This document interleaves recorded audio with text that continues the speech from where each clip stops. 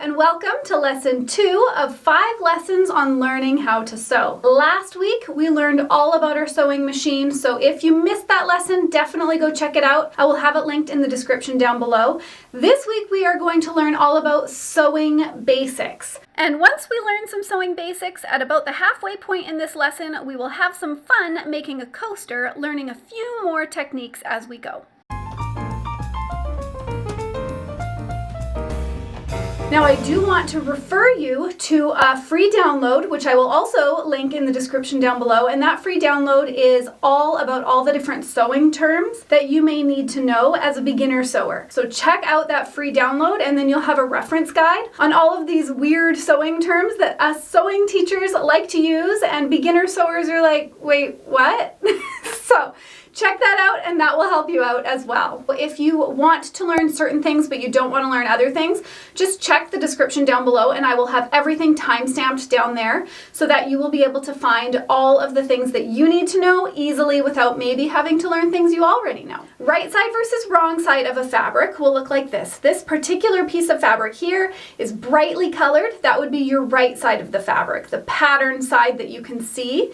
And then this side is the pattern side that looks a lot more dull, and that would be your wrong side of your fabric. Now, if you're working with a piece of fabric that is a solid fabric, and you can't really tell right side from wrong side, especially with cotton fabric, then it doesn't matter. If you can't tell, nobody else will be able to tell either. And now, let's move on to our sewing machine and actually get stitching.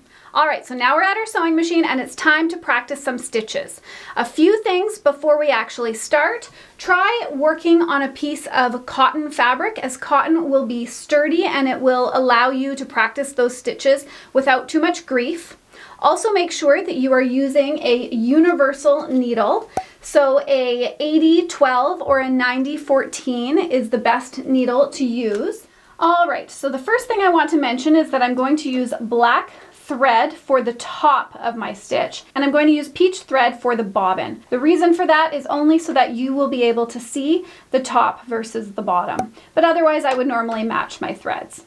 Next, what you'll do is you'll pull your thread to make sure that it's long, and you'll then guide it towards the back of your sewing machine. So your bobbin thread is coming through the bottom of the plate, and your top thread is actually going through your sewing foot and then down towards the back. And the very first thing that we will do is learn how to sew in a straight line. To sew at all, you will need to put your presser foot down or your sewing machine should not work. So you'll put that presser foot down. And then the second step will be to make sure that that needle is in the fabric. So you can do that by pushing a button on your sewing machine or by turning your hand wheel towards yourself. By turning that hand wheel towards yourself, the needle will be down. When you start a sewing project, often they call for a back stitch. And a back stitch is when that thread is knotted at the start and stop of your stitch line. The reason for that is so that it does not undo itself over time. All right, so you'll move forward on your sewing machine just a little bit, and then you go backwards, and by going backwards, you're creating that little bit of a back stitch that I was talking about to start your seam. You only need to do that for a few loops. So now we want to sew in a straight line. To sew in a straight line, you will take your fabric and you'll line it up along these markings on your plate on your sewing machine. These markings will help you with what's called a seam allowance. The seam allowance is the space from where the needle goes into the fabric to the outer edge of your fabric. Sometimes your sewing machine will allow you to move your needle side to side to give you a little bit of extra space for your seam allowance. But just note that if your needle has been moved to the left or to the right, these markings will probably be off. These markings are set up for the center of your sewing machine needle. All right, so I'm back at my center, and now I'm just going to follow my 5/8 seam allowance, which is where the fabric is lined up right there. If this is too overwhelming for you, you can use some painter's tape or scotch tape. Just make sure that you take it off of your sewing machine at the end of every project. That way you will have not left goo on your sewing machine plate. But what you can do is you can put this tape going straight down your sewing machine, and now you have a longer line to follow, helping you with that seam allowance. So let's move forward and just practice. So we're gonna go straight, and what you're doing is you're just guiding your fabric. You're not yanking it from the back or holding too tight onto it from the front, because that will cause the sewing machine to struggle and then your line will go wonky. So just lightly guide your fabric through as the sewing machine does all the hard work and pulls your fabric through. You just want to make sure that your fabric is following your line. That way you can get a nice seam.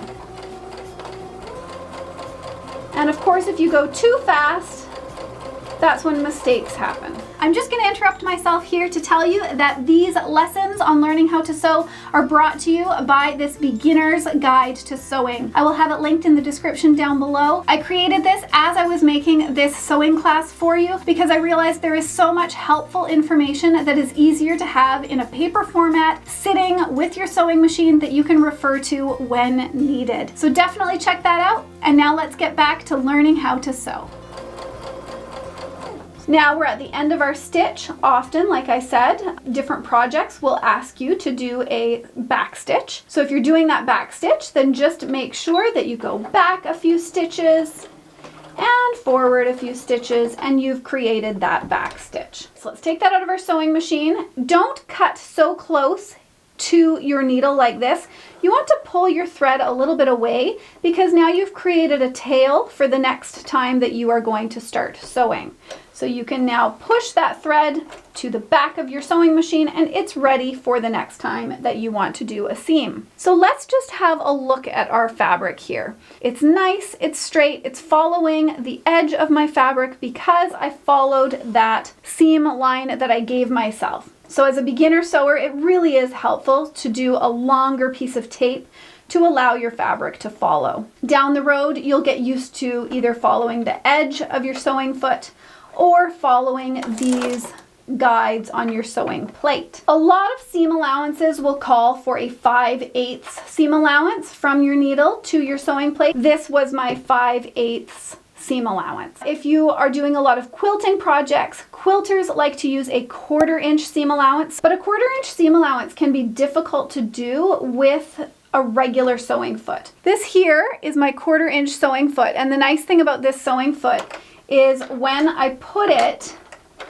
onto my sewing machine, my fabric can now follow the edge of this sewing foot, and I know that that will be a 1/4 inch seam. So depending on the seam allowance that your project is asking for, you may need to use a different sewing foot. So that is the beginner basics to actually sewing a perfect seam. Now it's time to take those things that we've learned and move it into an actual project. That way, as we make the project, we can continue to practice our straight seams. To do this, we are going to make a coaster. To make our coaster, you will need 2 pieces of fabric, 5 inches by 5 inches for the front of your coaster and for the back of your coaster. And then you'll also need a piece of batting cut at 5 inches by 5 inches. If you don't have batting on hand and you'd rather not go out and buy batting, then what I recommend is actually checking out my tutorial on how to sew a petal gift bag, because you will use the same concept that we're going to do to make this particular coaster, but you won't need batting because you're making a bag instead of a coaster. So I'll definitely link to that up above as well as down below. For our coaster, we are going to sew our seams at a 5/8 seam allowance. So the first thing that we'll do is lay out our fabric. To lay out our fabric, we want it to be right sides facing in.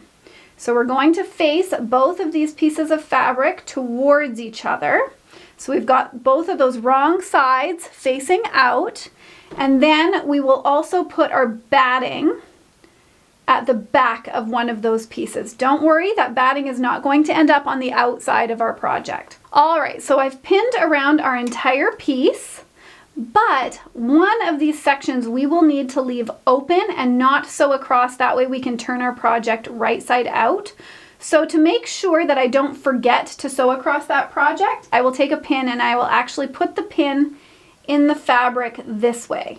That way when I get to this section, I will remember, oh, Yep, not sewing across this part. So we are going to start our project right here. So take that project, make sure that your threads are going towards the back of your machine. You've got a nice long tail. And we will, sometimes because our needles are in our way, it's harder to get your project under that sewing foot. A lot of sewing machines will allow you to lift that presser foot up even higher and then put it back down so that it's not stuck on anything. So now that we've got our fabric nicely lined up, I can take that one pin out because it's not going to be needed anymore. And I want to put my sewing needle down. So put your sewing needle down. Sew a few stitches forward. I'm going to sew a few stitches backward, and that has created my nice little knot. Then you are going to sew towards your corner, but don't sew all the way towards your corner. This part can get a little complicated and it's easier to use your hand wheel. So we want to pivot and do our corner. So make sure your needle is down inside your fabric. And you are thinking that this is about 5/8 of an inch. You can use a measurement to make sure. I have a little measuring gauge here, and this little measuring gauge lets me see if my needle is at about 5/8 for that corner. So it looks to be about 5/8. I'm going to make sure my needle is down, lift my presser foot up, and then pivot the fabric. And if it's at the right width, you'll see that your fabric is lining up against the next 5/8 line. If it's not perfect, it does not matter. If you went too far, what you can always do is go back and do one back stitch. That way you can start at the spot that you want so that this is a 5/8 seam allowance. So I'm going to take that pin out so I don't sew over it, and we are going to continue on down the line. Keep your eye on the side of that fabric. Don't watch the needle, and make sure to take those pins out. Now use your hand wheel if you're coming to the edge. That way you don't end up going too far. I think I might need to do one more stitch, but I'm just going to check. Yeah, I'm too far past that seam allowance. So I just want to do one stitch, so I'm just going to move forward with my hand wheel. And then there we are, I've got my 5/8 seam allowance. Okay, so I'm happy with where I am here, but I just want to show you if you go one too far, so you've gone that extra stitch length past, and you come this way and you're like, oh no, I've gone too far. It's okay, just go back and then do one back stitch, and you can start where you want to start. So now you're nicely lined up. Now, as you can see, I'm coming up to this needle point here, and that's because I want to keep this section open to about 3 inches in width. Now, because we're doing a small coaster, it might end up being 2 inches, but I'm going to sew to about where this needle is. I don't want to sew on the needle though. All right, so I'm getting to that spot. I'm going to back stitch. And then take my project out. So we've got that open section right there. Snip those extra threads away, and we've got our nice little square. Now, before we turn this right side out, what we'll do is we'll actually cut away the excess to our corners. And by doing that, you're reducing bulk, and so you'll have a crisper point on the other side. But be careful, you don't want to snip over those sewn threads. So we've snipped away those corners, we've learned how to pivot, we've practiced doing a proper seam allowance, and we've learned our right side and wrong side to a fabric. And now it's time to turn this right side out. So you're just going to reach inside your project and you'll flip it out. Now, you can use your fingers to point those little corners out, or you can use the end of a chopstick to get it nice and pointy. But if you are using the end of a chopstick or anything like the end of a pencil or something to get those nice crisp points, just make sure that you're not pushing so hard that this little point pops out. So you do have to be a little bit careful with that. And then I'm going to take this to the iron and I'm just going to press it flat. And when you press it flat, you're going to fold these little flaps inside. That way you can pin it shut once you've pressed it flat. All right, so we're almost there, and now we just want to do a top stitch around our entire coaster. So for myself, I want my top stitch to look a little bit longer than your normal stitch. So I'm just going to extend my stitch length a little bit. And then I'm going to start in the middle. And the reason why we start in the middle instead of on a corner is because it's easier to get going. I'm also going to line the edge of my fabric to the edge of my sewing foot this time. And the reason for that is it makes it easy to follow along the side of your sewing foot, but you're also closer in, so you will catch the open section of your coaster and you'll be able to sew it shut. Put my needle down, sew forward a few stitches, hit that back button, so I've done my back stitch, and now we are going to sew all the way around the entire coaster. I'm going to get fairly close to that edge. I'll probably use my hand wheel here. That way, when I turn it, you can see it's still lined up along the side of my sewing foot. Now see here, I've gone too far. I don't like that. Now, if I was paying attention and I would have gone a little slower, that wouldn't have happened, but either way, I'm gonna go back stitch 1, and I'll go down. That actually was 2. Goodness, okay. Moving forward 1, and now I'm nicely lined up again.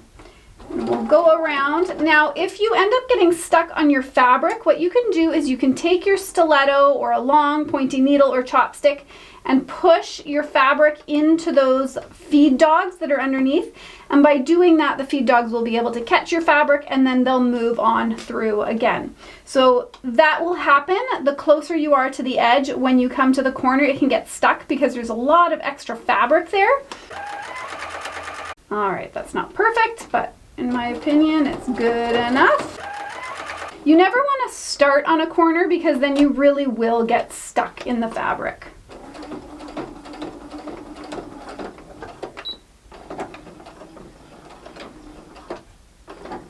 All right, so we've gone around the entire thing and we've got our top stitch around it and we've closed our opening, which is good. So as you can see, these peach threads, it makes it a little bit easier to see your longer stitch. Here I went a little bit too far, so I back stitched, which is why you see that little extra stitch there. So when you're moving towards your corners, pay attention, that way you don't actually have to go backwards. When you're doing our previous step all the way around, it really doesn't matter because you're not going to see that little error. But on our top stitch, it's a little bit more noticeable, unless of course you use a thread that blends, then you won't notice that much at all. And that, my friends, is everything that you need to know so that you can make a coaster and you can get sewing small, simple projects. I have a link in the description down below to my playlist full of beginner sewing tutorials. If you are intimidated by actually sewing a project, then I highly recommend just continuing practicing on those scrap pieces like I showed you at the beginning of this tutorial. Subscribe so that you don't miss the next videos in this helpful 5-video series on learning how to sew. Ring that notification bell, that way it actually alerts you to when those videos come out, or come back, check out my channel, new videos come out every Friday. I hope that you have a wonderful day. Bye for now. Am I wearing bunny ears? Should I change that?